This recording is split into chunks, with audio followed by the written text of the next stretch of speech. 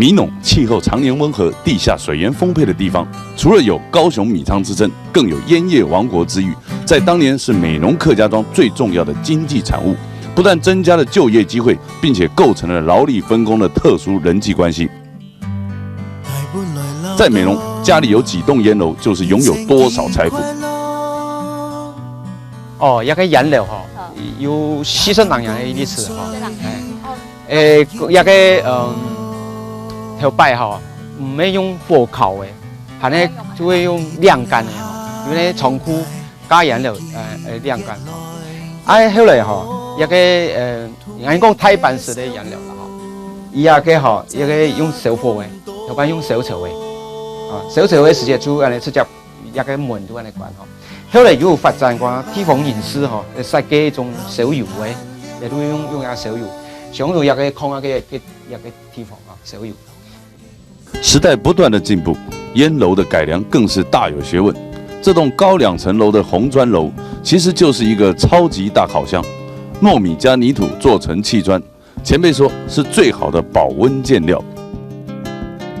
位置、大小、角度都需要更精密计算的热导管，就跟现代烤箱里的电热管一样，甚至热度更均匀。屋顶上的天窗是重要的调节孔。烟叶的干湿程度就从这里控制。在没有电力的时代，客家人的老祖先就以人力和智慧创造了最原始的产业科技。以前引流巡演咧7年，就7年啊，第8度40人都可是，也少話到72度，底部嘅那個溫度哈，而温度都會控制人嘅米熱，控制人溫度。如果是要按嚟抽嚟看，哦，一個可能太大太高，要控制下溫度啊，所以大家3忙嘅時間都大家輪流，嚇。選人嘅時間嗬，一個人咧嗬都用頭擺用砍起嚟嗬，用索嘅嚟砍嚟刮起嚟，刮慢慢嗬，一個要爬上去嗬，頭擺面容，安尼咧婦女嗬，日日佢3忙。相同要掛相同按過個腳卡卡，相同白上去做事啊。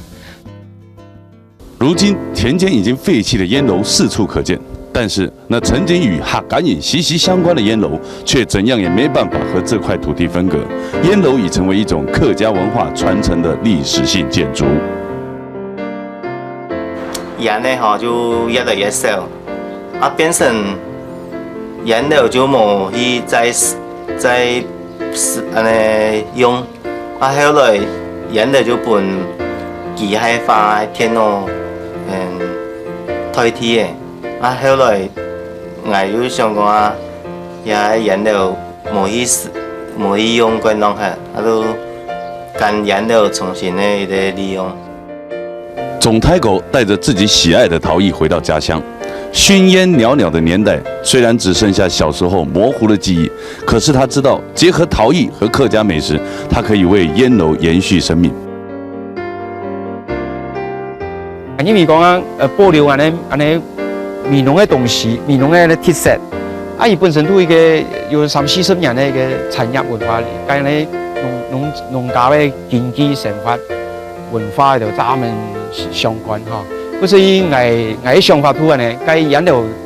我要用做引流，去做拿做